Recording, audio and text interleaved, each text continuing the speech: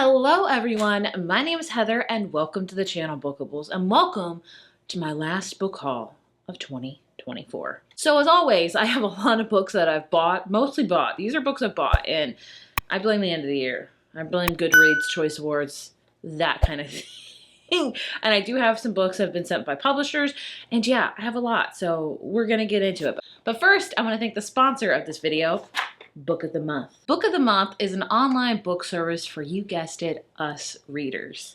Each month, their team goes through hundreds of brand new titles and selects 5 to 7 new and sometimes even like early releases, for you to choose from. In fact, their whole mission is to help readers discover new books and to promote the work of emerging authors. So every month you see what books they have selected, 5 to 7 of them, and you pick one, maybe sometimes 2, and it gets sent in this beautiful blue box right to your doorstep. And what's great is they have a wide array of selections. Sometimes they'll have nonfiction, historical, romance, sci-fi. It's always a great different blend of books that they have, which I love and adore. And what's also great, in case you love reading but you're more of an audiobook fanatic, they have audiobooks as well. So you can either pick for that month whether you can have an audiobook or a hardcover, so you don't have to really be like, I really want this book, but it doesn't come in audiobook. Book of the Month has got you covered. In case you're interested in checking out Book of the Month, which I always recommend you do, they have an amazing deal this month. If you go to my link down below and use the code word TINSEL, you can get your first book from Book of the Month for only $5. That's right, $5. Perfect for a gift giving season. Like if you have a book lover in your life and they haven't heard of Book of the Month, give them a book from Book of the Month. It's amazing. They can discover a new service they like. You can help bring them to that. It is phenomenal. And what's great about December is that they are also sending this really awesome sticker sheet as well. It's got Book of the Month. It's got some decorative, it's got some great stickers for your planner for December. I know I will be putting this in my planner. I love stickers and I love planners. Like it's just got some really awesome things. So I think that's really cool. So that's only for December. So like I said, you can use the code TINSEL at checkout and you can get your first book for Book of the Month for only $5. Great gift to give somebody on the holiday season.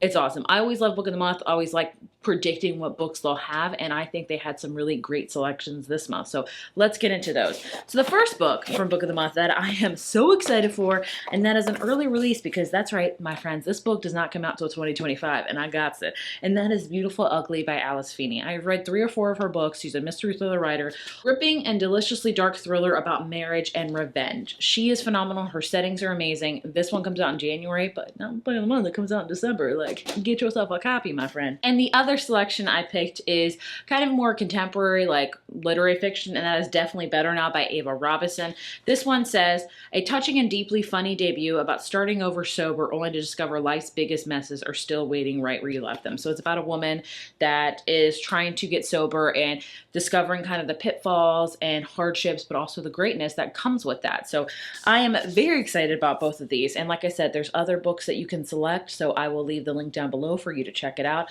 Use the code TINSEL, get yourself a book, get yourself a really awesome sticker sheet, and have a great December because you don't want to pass up on this deal. So thank you so much to Book of the Month for sponsoring this video. Now on to all the books I bought because there's a lot. So I have a huge stack of books, so we're just gonna go through them. So these are in no order. I'm just gonna be honest with you. The Woman by Kristen Hanna. I love Kristen Hanna. I've read 3 of her books. I've given them all 5 out of 5. In fact, my favorite book of all time is The Nightingale. I've never sobbed so hard with a book. Like, tears fell on the pages. And then I read Great Alone. I loved it. And then I read Firefly Lane. That's probably my least favorite of hers. But the reason why I haven't read any more of hers is the fact of because all of them make me cry profusely. And I'm already like, I don't want to be like, my life's so hard. I got a lot going on in my life, as everyone does. And so I tend to stay away from sadder novels because it really affects me. But I've just heard so many amazing things about this book because it's a Kristen Hanna book. All I know, it's an intimate portrait of a coming-of-age dangerous time. It's, let's see, I think this is during war, Vietnam. Okay, I think it's about different nurses. It's about, okay, this woman is a story of one woman gone to war, but it shines the light on all women who put themselves in harm's way and whose sacrifice and commitment to their country has too often been forgotten. So, very excited about it. Like I said, Goodreads Awards, really, Choice Awards really inspire me with this. And I love Kristen Hanna. Will I read this soon? I don't know. I'm very nervous about it. One that I had my eye on, I'm just not quite sure. It's in the romantasy category. Forgive the stickers. When the Moon Hatched by Sarah A. Parker. This girl thick. She a thick book. I do like her blue splayed edges. Ooh, I didn't even know that. That's beautiful. Is it the same on the back too? Let's see. I don't think so. I have no clue about this book. The creators did not expect their beloved dragons to sail upward upon their end, to curl into balls just beyond gravity's grip, littering the sky with tombstones with moons. They certainly did not expect them to fall. It's got like dragons in it? It's an immersive, vibrant world, mysterious creatures, a unique magic system, and a love that blazes through ages. Huh. I think the reason why I haven't checked it out is because this is over 500 pages, and I don't do well with those, but I want to be better.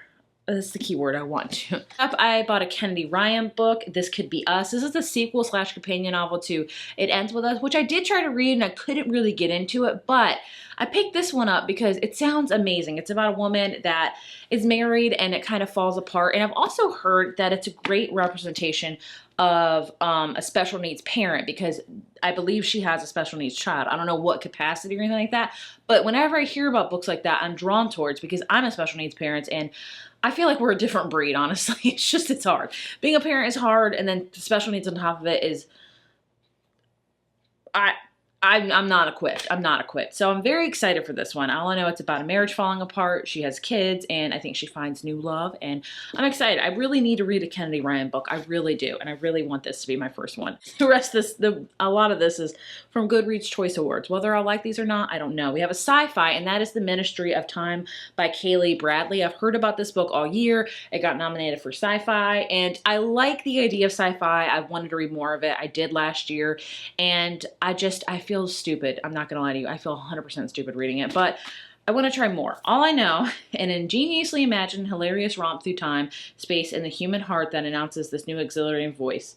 So I think it's about like kind of working in the time department. I don't know. The less I think I know about it, the better. If you think I like this and can understand it, help a girl out and let me know.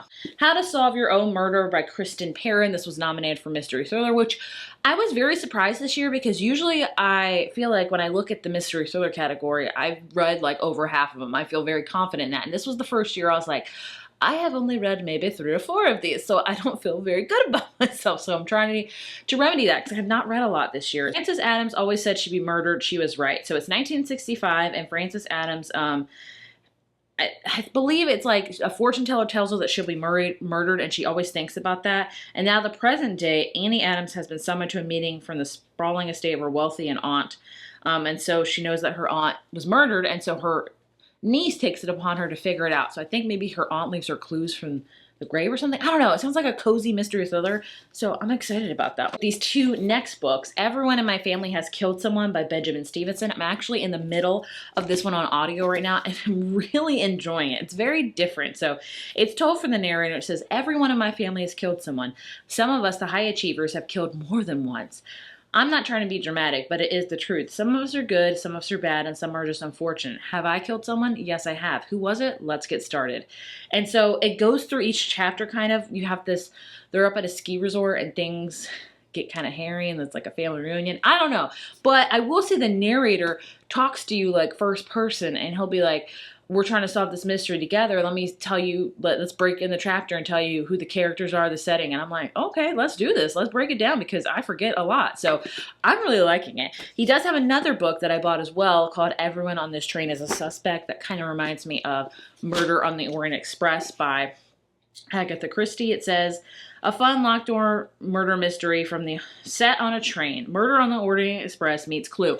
Oh, we all know how much I love and adore the movie Clue. So I think he might be a new favorite mystery thriller author for me right now. I'm hoping. And I bought probably a really big mystery thriller that everyone talks about, All the Colors of the Dark by Chris Whitaker. I am so nervous about this one because I bought The God of the Woods a few months ago by Liz Moore, I believe, and I DNF'd that thing. Everyone and their mother was raving about it, but I was bored. I just was like, I can't do this anymore. So I'm very nervous if this will be the same. It's also very heavy. It says, a soaring thriller about an epic love story that spans decades, and it takes place in 1975. The Vietnam War is ending. I don't know. I did hear, who did I hear? Gwendolyn said that This is like if Kristen Hanna wrote contemporary fiction and not historical fiction. So when she said that, I was like, I should probably read this soon because I love Kristen Hanna. So I have high hopes. So thanks, Gwen, for that. And I think she liked this one. So I'm nervous, excited. We'll see. Another mystery thriller I bought is We Solve Murders by Richard Osman. So he wrote the Thursday Murder Club, which I started a long time ago when it first came out and it got buzz. I really didn't enjoy it, so I did DNF it. I DNF a lot of books that I probably don't tell you guys about, sorry.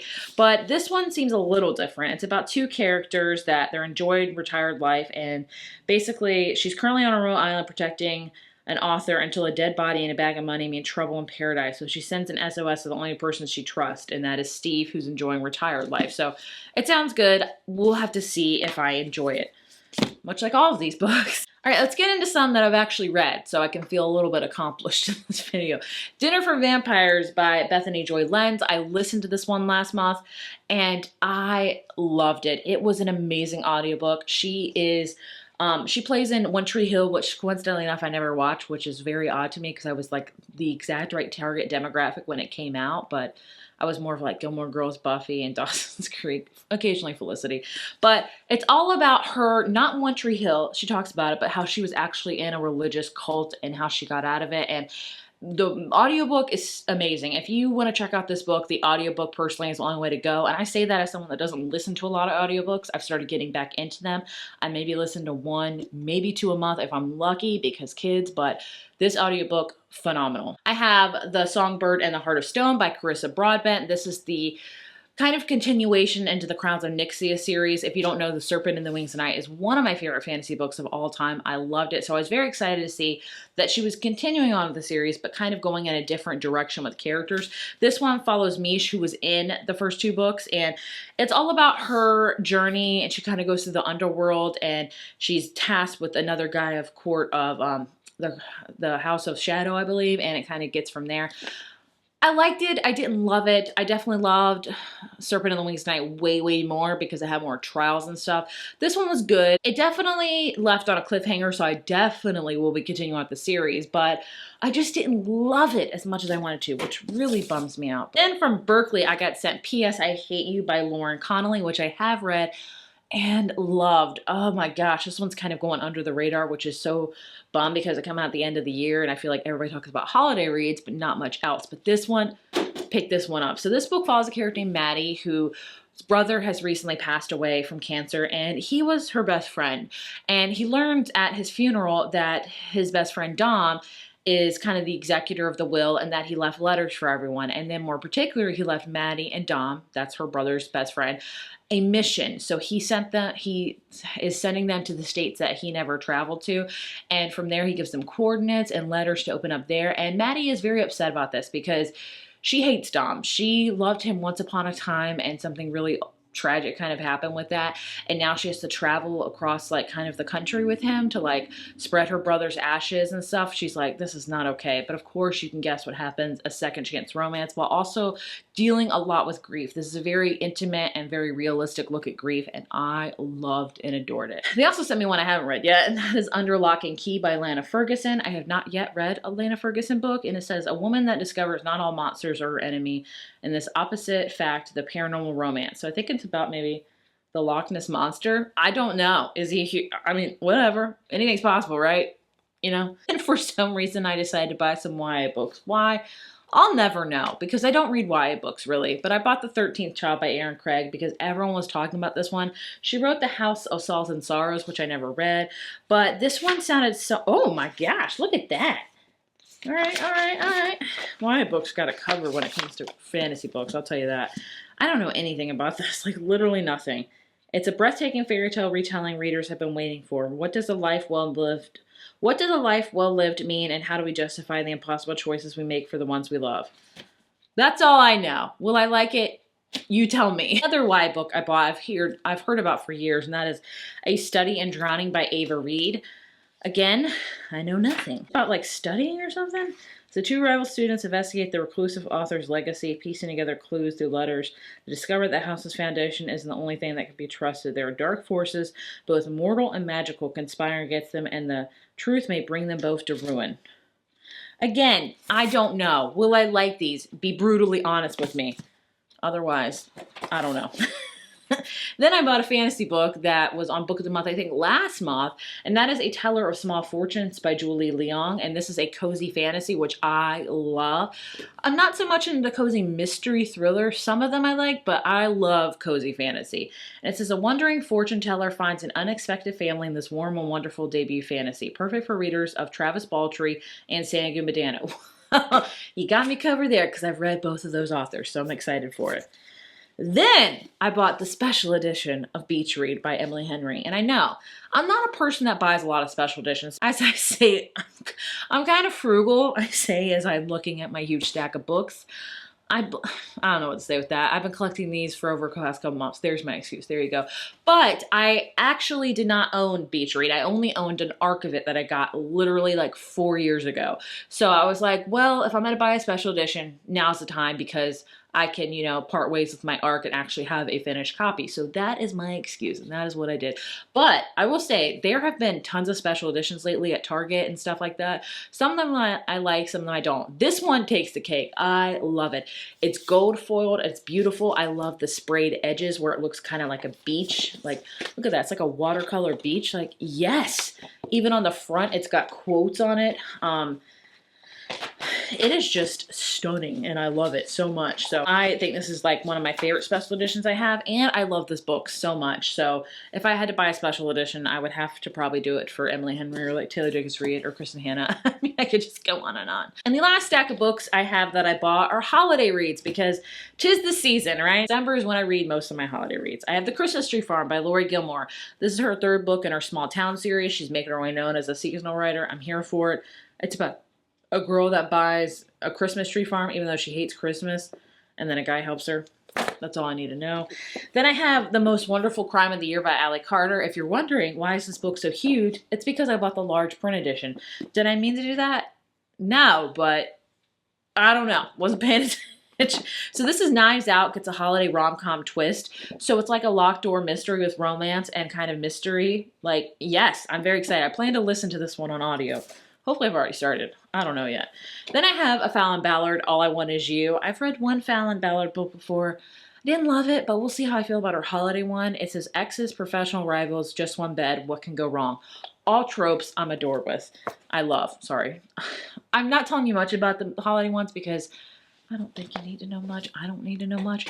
And the last one is How My Neighbor Stole Christmas by Megan Quinn. This one I'm skeptical because this is a freaking huge romance book and a holiday romance at that. Like over 500 pages. Oh, I'm sorry. Almost 500 pages. Oh, it does have pictures in it. I just noticed that. Does it have pictures all throughout? I don't think so. But either way, that's a long freaking holiday romance.